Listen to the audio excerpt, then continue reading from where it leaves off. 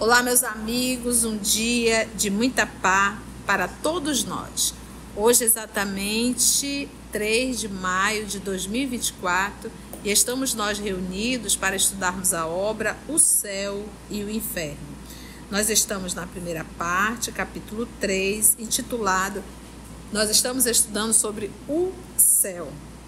Quem está me ajudando aqui com a leitura é o nosso querido amigo Augusto, e ele sempre irá fazer a recapitulação do nosso último estudo. Vamos envolver a nossa irmã Elaine, que irá fazer a nossa prece de gratidão. Senhor Jesus, aqui estamos para te agradecer por mais um dia com saúde, paz e principalmente pela oportunidade bendita desse estudo.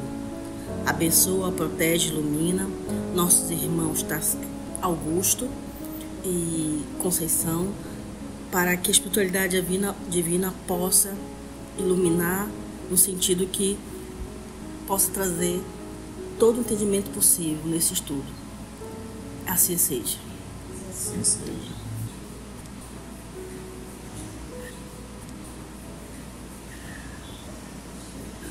O item 11, o professor Allan Kardec, ele continua nos explicando que a reencarnação pode ocorrer na Terra ou em outros mundos, e que existe mundos mais adiantados que outros, onde a existência ocorre em condições menos penosas que na Terra, seja física e seja moralmente, mas onde só são admitidos espíritos chegados a um grau de perfeição relativo ao estado destes mundos.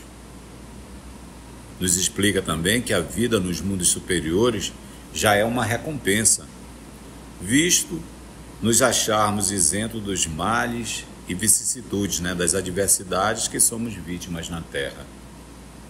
E que os corpos, nesses mundos menos materiais e quase fluídicos, não estão sujeitos às moléstias, enfermidades, nem às necessidades da Terra. E que nesses mundos os homens vivem em paz, sem outra preocupação que a de se adiantarem pelo trabalho intelectual, pois deles estão excluídos os espíritos maus. Nestes mundos reina a verdadeira fraternidade, como reina também a igualdade e a liberdade, porque já não existe mais egoísmo, já não existe mais orgulho, e de lá também já todas as desordens, também não existe mais, e nem ambiciosos, para oprimir os fracos. Comparado à Terra, esses mundos são verdadeiros paraísos. São etapas no caminho do progresso que conduzem o espírito ao estado definitivo. E ele nos diz que é assim que o espírito, progredindo, à medida que se desenvolve, chega ao apogeu da felicidade. Porém, antes de atingir essa perfeição, ele goza de uma felicidade relativa do seu progresso.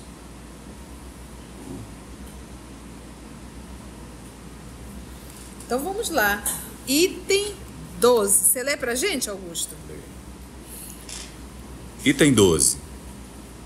A felicidade dos espíritos bem-aventurados não consiste na ociosidade contemplativa, que seria, como temos dito tantas vezes, uma eterna e fastidiosa, ou seja, entediante inutilidade. É aquela ideia, Augusto e demais irmãos, que é de um céu em que você vai ouvir anjos tocando harpa, sem fazer absolutamente nada, apenas adorando a Deus. E aí a gente reporta ao nosso mestre que diz assim: meu pai trabalha incessantemente, eu também trabalho. Então nosso Senhor Jesus apresenta um pai criador que trabalha. Então como que nós iríamos... Gente, é só parar para pensar, morre e fica no céu fazendo o quê? Olhando para quem? Fazendo o quê? Só ouvindo anjos tocar harpa? Gente, isso seria um castigo eterno. Porque o pior castigo para um humano é a ociosidade. Se eu pedir para você ficar 5 anos de férias sem fazer nada, vai chegar uma hora que você não vai mais aguentar. As férias se tornam gostosas porque só são 30 dias, às vezes até menos. E você volta refeito. E detalhe, mesmo nas férias chega uma hora que você sente saudade, você quer voltar para sua rotina. Então imagina você, a não ser que você seja tiver alguma doença psiquiátrica, mas se você for uma pessoa normal, normalmente a gente sente falta, quer voltar, porque a gente cansa, a gente quer voltar para a nossa rotina, a gente se sente bem trabalhando. Então, imagina um céu de ociosidade, sem fazer nada. Então, os amigos espirituais, eles têm trabalho intenso em relação à Terra. Porque você tem noção da quantidade de necessidade que nós, os terrícolas, temos? Gente, tem espírito nobre dentro das escolas, intuindo professores. Às vezes a dificuldade é muito grande do professor perceber, de anuir com a intuição. Tem espíritos nobres dentro dos hospitais, intuindo, amparando, ajudando, tranquilizando, intuindo os profissionais, acalmando e tranquilizando muitas vezes os pacientes, ajudando nos processos cirúrgicos. Nós temos amigos espirituais aqui nesse trabalho que nós realizamos, temos amigos espirituais dentro das igrejas católicas, protestantes, evangélicas. Em todos os lugares nós temos amigos espirituais falando a língua necessária para que a gente possa compreender, intuindo. Então isso, meus irmãos, já é muito trabalho. Aprendemos nas obras de André Luiz que em cada quarteirão tem um espírita que eles chamam de visitador. Lembra? Responsável por tudo que acontece naquele quarteirão. Então, gente, quando Jesus diz deixar os mortos, o cuidado de cuidar dos seus mortos, né? Não penso que é realmente muito trabalho. Fora os espíritos que trabalham para receber os espíritos que acabaram de desencarnar. Então, essa história do espírita falar, foi bom que o fulano descansou, né? Para o espírita, essa frase não é legal. A gente falar isso, né, não é legal. Pode ter descansado, descansou do sofrimento, mas o que ele tem no mundo espiritual? Dependendo da situação dele, da sua condição moral, ele pode continuar ainda em sofrimento.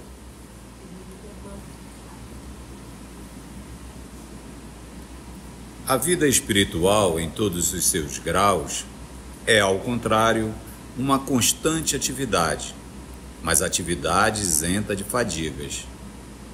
A suprema felicidade consiste no gozo de todos os esplendores da criação, que nenhuma linguagem humana poderia descrever, que a imaginação mais fecunda não seria capaz de conceber.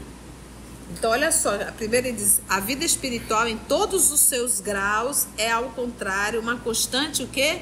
Atividade. Ainda há pouco a Titi estava falando sobre isso. Mas essa atividade ela é isenta de fadiga. Por quê? A gente diz cansaço físico, orgânico. Eu preciso dormir, repousar para refazer as energias. Você já passou um dia inteiro em pé, resolvendo coisa para um lado e para o outro? Ou um dia inteiro cozinhando, arrumando casa, fazendo faxina? Como é que ficam as suas pernas? Pesadas, cansadas. É necessário você deitar, colocar um pouquinho as pernas para cima. Então isso é físico, é orgânico. Quando eu estou desencarnada, eu tenho um corpo físico.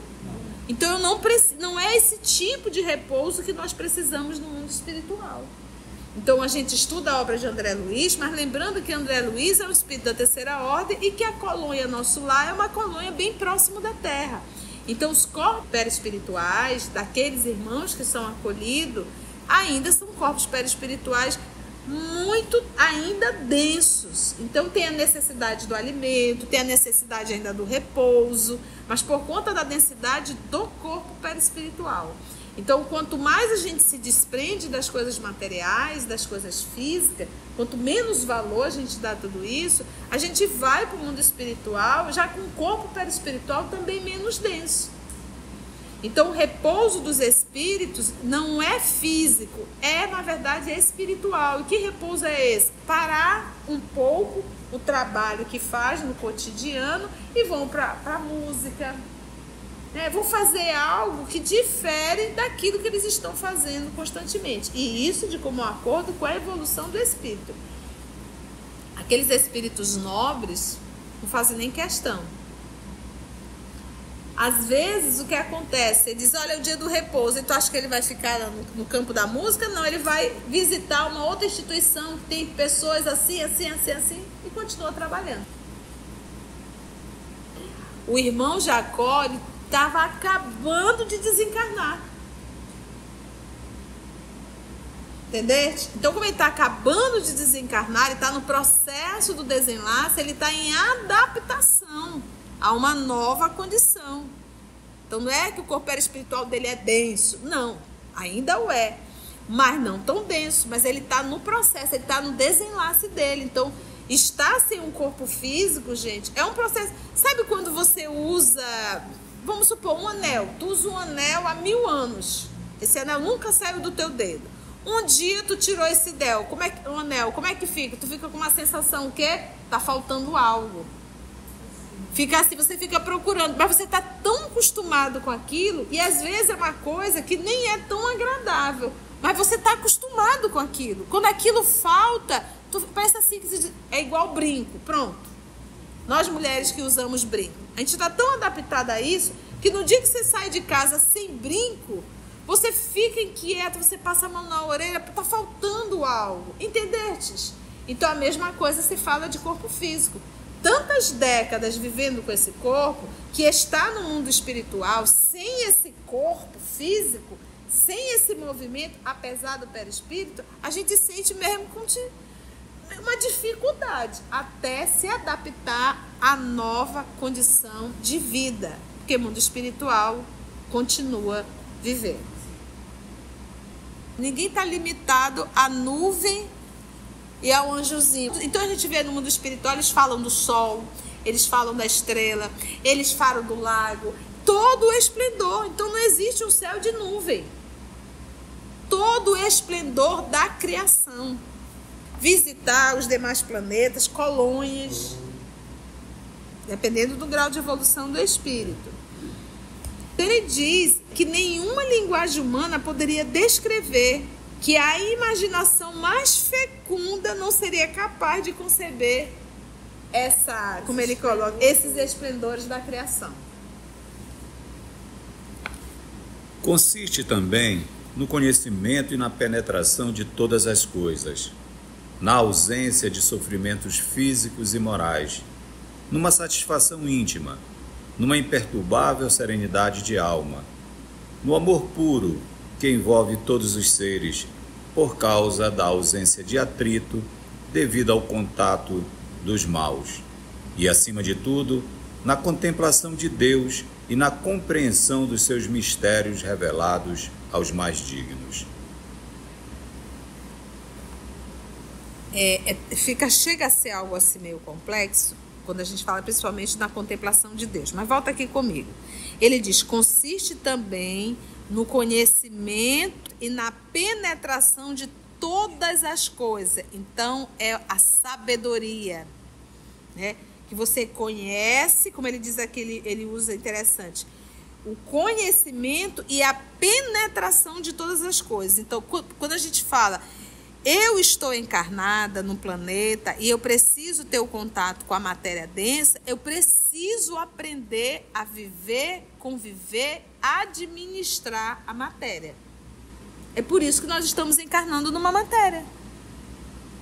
Eu venho em contato com essa matéria, eu, princípio inteligente, que agora eu sou um espírito, mas eu comecei esse contato com a matéria no átomo.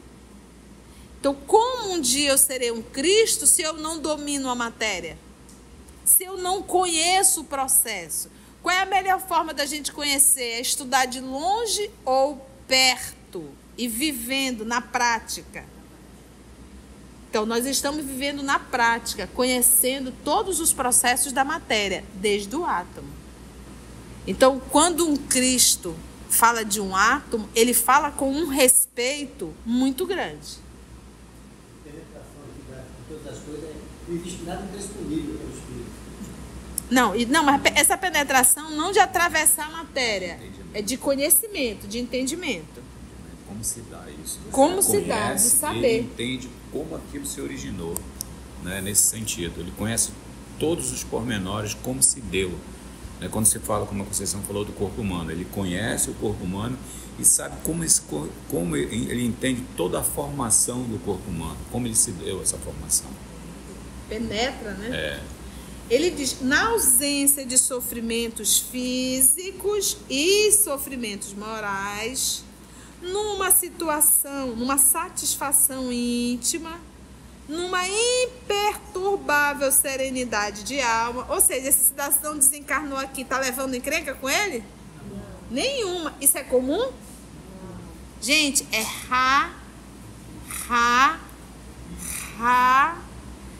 raríssimo.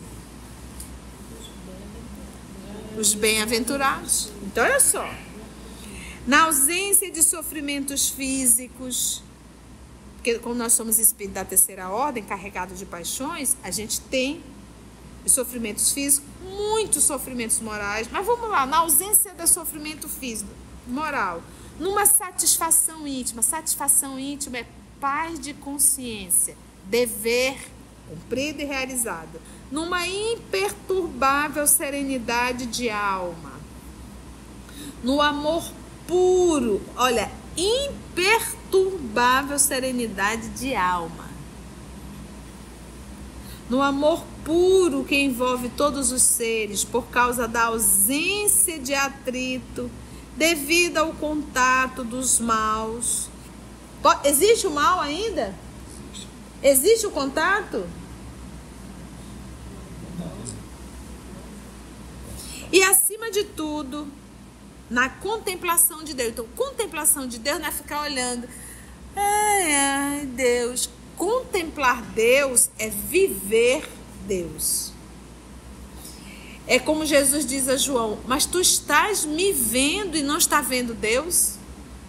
Quando João contempla Jesus, ele está contemplando Deus nas atitudes de Jesus.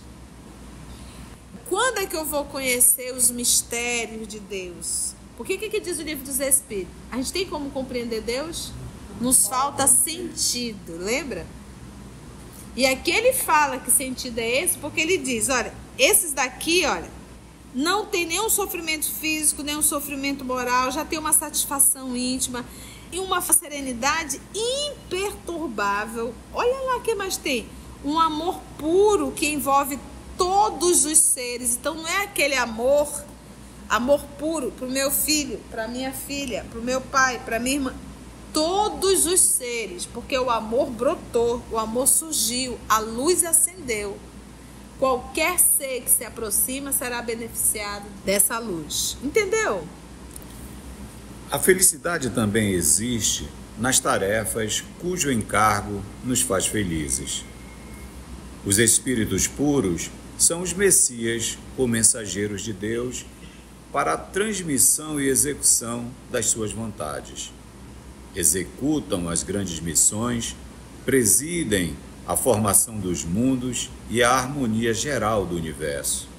Tarefa gloriosa a que não se chega senão pela perfeição. Os da ordem mais elevada são os únicos a possuírem os segredos de Deus, inspirando-se no seu pensamento de que são os representantes diretos. Olha que interessante, os espíritos puros são os messias ou mensageiros de Deus para a transmissão e execução das suas. Então, por isso é que Jesus diz, tu está me olhando e não está vendo Deus? Aí a gente entende por que Paulo disse, já não sou eu que vivo, é o Cristo que vive em mim. Então, o Paulo fazia a vontade de quem? De Jesus. E fazendo a vontade de Jesus, ele está fazendo a vontade de quem? De Deus. Por isso é que nosso Senhor Jesus nos fala, ninguém chega ao nosso Pai senão por mim. Executam as grandes missões, presidem a formação dos mundos. Nós sabemos que o nosso Senhor Jesus foi ele que presidiu a formação do planeta Terra, Mas a matéria elementar primitiva foi dada por quem? Por Deus. E, gente, a harmonia geral do universo. Então, nós temos nosso Senhor Jesus, que é responsável pelo planeta Terra. Devemos ter outros espíritos responsáveis por outros planetas. Talvez devemos ter um espírito responsável pelo nosso sistema solar. Devemos ter espírito responsável pela nossa galáxia. Por isso que ele fala aqui. E a harmonia geral do universo. Tarefa gloriosa que não se chega senão pela perfeição.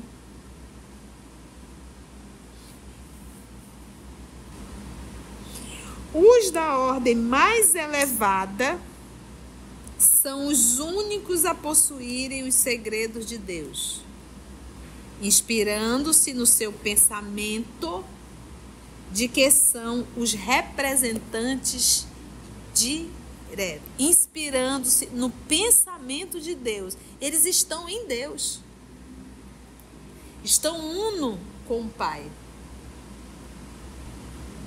Eu não posso pensar em Deus em um ser circunscrito, limitado, com cabeça, tronco, olhos, membros. Não humanize Deus, nem limite Deus. Então, só para a gente refazer essa imagem humanoide que nos foi inserida em nossos pensamentos. E eles são os representantes de Deus direto. Foi bom? Lemos só um item, né? Nós não temos, gente, aqui a pretensão de um estudo conteudista. Se você conseguir estudar o item 12 e ter entendido essa lição hoje, já cumprimos a nossa missão do dia. Então, não tenha pressa. Qualquer um tem a liberdade de ler. Mas aqui a gente está para ler, interpretar e estudar. Antes de orarmos em agradecimento, vamos ouvir algumas considerações da tia que destacamos neste estudo para a reflexão dos ensinamentos. Vamos aos destaques da tia? Gente, tem espírito nobre dentro das escolas, intuindo professores. Às vezes a dificuldade é muito grande do professor perceber, de anuir com a intuição. Tem espíritos nobres dentro dos hospitais, intuindo, amparando, ajudando, tranquilizando, intuindo os profissionais, acalmando e tranquilizando muitas vezes os pacientes, ajudando nos processos cirúrgicos. Nós temos amigos espirituais aqui nesse trabalho que nós realizamos, temos amigos espirituais dentro das igrejas católicas, protestantes, evangélicas. Em todos os lugares nós temos amigos espirituais falando a língua necessária para que a gente possa compreender, intuindo. Então isso, meus irmãos, já é muito trabalho. Aprendemos nas obras de André Luiz que em cada quarteirão tem um espírita que eles chamam de visitador. Lembra? Responsável por tudo que acontece naquele quarteirão. Então, gente, quando Jesus diz deixar os mortos, o cuidado de cuidar dos seus mortos, né? Não penso que é realmente muito trabalho. Fora os espíritos que trabalham para receber os espíritos que acabaram de desencarnar. Então, essa história, o espírita falar, foi bom que o fulano descansou, né? Para o espírita, essa frase não é legal. A gente falar isso, né, não é legal. Pode ter descansado, descansou do sofrimento, mas o que ele tem no mundo espiritual? Dependendo da situação dele, da sua condição moral, ele pode continuar ainda em sofrimento. Mas essa atividade ela é isenta de fadiga. Por quê? A gente diz cansaço físico. Então não é esse tipo de repouso que nós precisamos no mundo espiritual. Então o repouso dos espíritos não é físico, na verdade espiritual. E que repouso é esse? Parar um pouco o trabalho que faz no cotidiano e vão para a música, Vou fazer algo que difere daquilo que eles estão fazendo constantemente. E isso de comum acordo com a evolução do espírito. Aqueles espíritos nobres não fazem nem questão. Ninguém está limitado à nuvem e ao anjozinho. Então a gente vê no mundo espiritual, eles falam do sol, eles falam da estrela, eles falam do lago, todo o esplendor. Então não existe um céu de nuvem. O conhecimento e a penetração de todas as coisas. Então, quando a gente fala, eu estou encarnada no planeta e eu preciso ter o contato com a matéria densa, eu preciso aprender a viver, conviver, administrar a matéria. É por isso que nós estamos encarnando numa matéria. Eu venho em contato com essa matéria, eu, princípio inteligente, que agora eu sou um espírito, mas eu comecei esse contato com a matéria no átomo. Então, como um dia eu serei um Cristo se eu não domino a matéria? Se eu não conheço o processo? Qual é a melhor forma da gente conhecer? É estudar de longe ou perto? E vivendo na prática? Então, nós estamos vivendo na prática, conhecendo todos os processos da matéria, desde o átomo.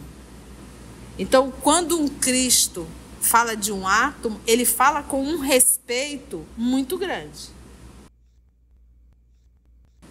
Porque como nós somos espíritos da terceira ordem, carregados de paixões, a gente tem os sofrimentos físicos, muitos sofrimentos morais. A satisfação íntima é paz de consciência, dever cumprido e realizado. Contemplação de Deus não é ficar olhando. Ai, Deus. Contemplar Deus é viver Deus. É como Jesus diz a João, mas tu estás me vendo e não está vendo Deus? Quando João contempla Jesus, ele está contemplando Deus nas atitudes de Jesus. Nós temos nosso Senhor Jesus, que é responsável pelo planeta Terra. Devemos ter outros espíritos responsáveis por outros planetas. Talvez devemos ter um espírito responsável pelo nosso sistema solar. Devemos ter espírito responsável pela nossa galáxia.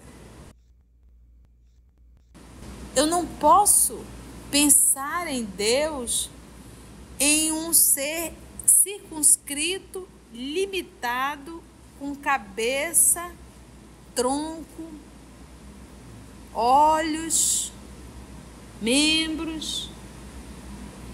Não humanize Deus, nem limite Deus.